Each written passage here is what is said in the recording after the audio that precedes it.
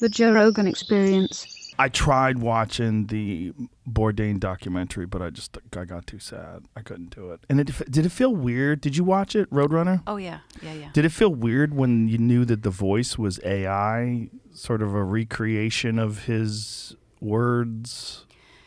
It didn't feel weird to me because, honestly, it was less than 45 seconds in a 2-hour film. Oh, okay. So, no, it didn't feel weird. I knew exactly where one of the places was, that it was the AI, but the vast majority of that film is Tony's actual voice. And I think that really got lost in the discussion around it certainly the film. did. Yeah, I was under the impression that the whole thing was... That's how No. people are. They're so gross. Well, they always want to find the one thing that's negative about things.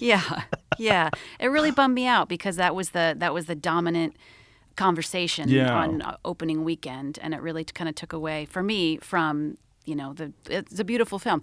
I was a consulting producer, so obviously I have a dog in the fight, and I want people to love the film. But I think it's great. It is really sad. How far into it did you get? I just started it and I shut it off. Yeah.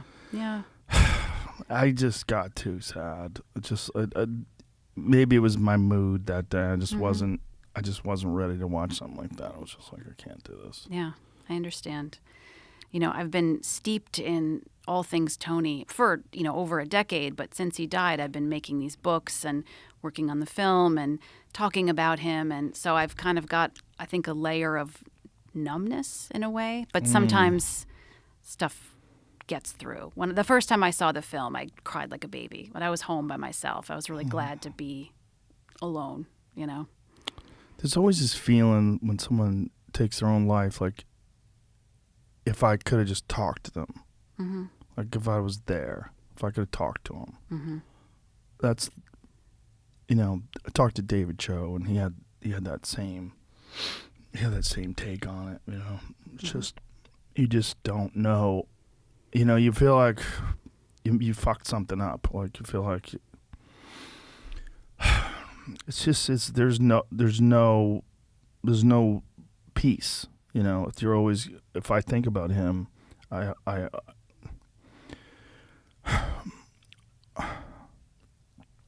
just always think, like, what a shame.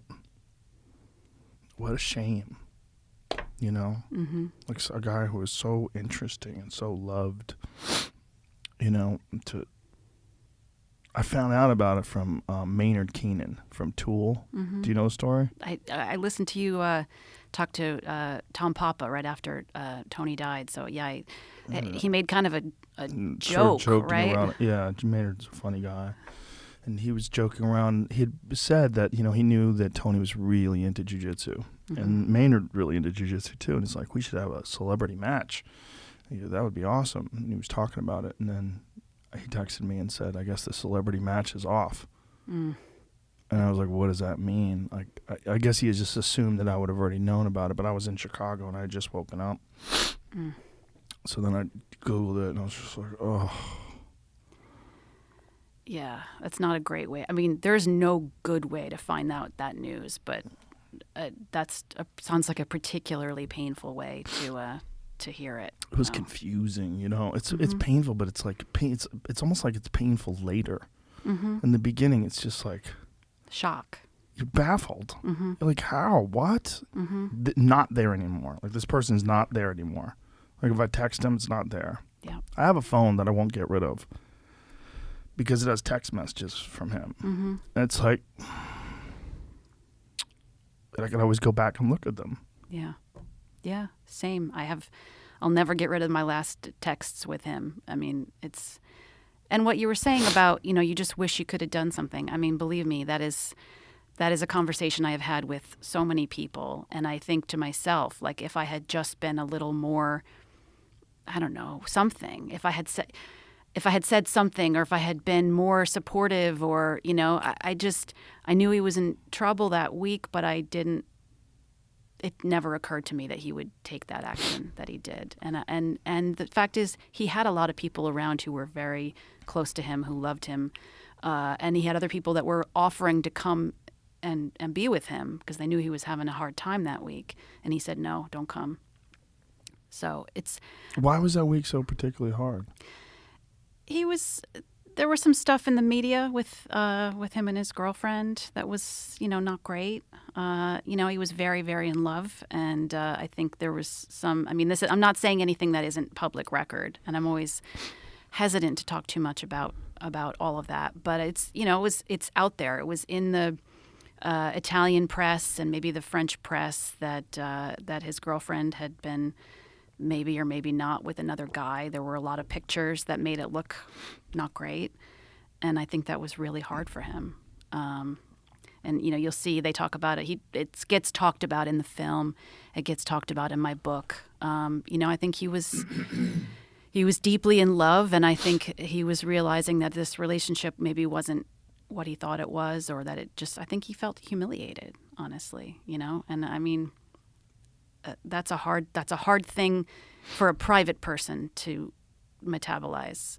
And then, you're extremely public person who has been extremely public about this relationship.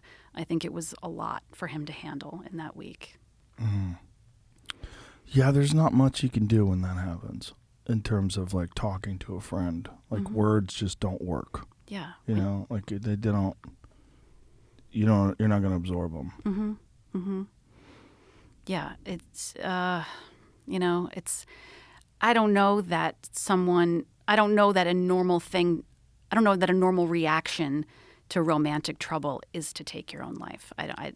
Clearly there's, there are plenty of people who have trouble in their relationships who stay alive. He was a really complicated guy. He was a really, I think as public as he was and as much as he shared about the way that his mind and his heart worked, I think there was a lot that he didn't share. And I think he was more troubled and more lonely and sad than I think any of us knew at the time. In the intervening 3 years, I've learned a lot more about him, and I thought I knew him inside and out. I was his assistant for 10 years. We wrote a book together. I had done some traveling with him, not extensively, but I did a handful of trips over the years. We were in contact every day, and when I started to talk to people after he died, there was just a lot more to him, a lot more to his story. Yeah, whenever anybody recovers from a serious drug problem, but yet still parties, Mm-hmm. I was always like, how's he pulling that off? Mm. Like the first time I hung out with him, I knew that he had gotten over the heroin thing, but I didn't quite realize how hard he drank. I was like, whoa. Yeah. Was that in Montana when you guys No, were? that was later. That was Okay. after I'd known him for quite a while. I mean, I think the first time I hung out with him was in Vegas. Pretty sure. It was when he was married to Octavia, Mm-hmm. and they were there for the UFC. Mm-hmm. And I met him backstage. Okay. I was like, wow. Watch the entire episode for free only on Spotify.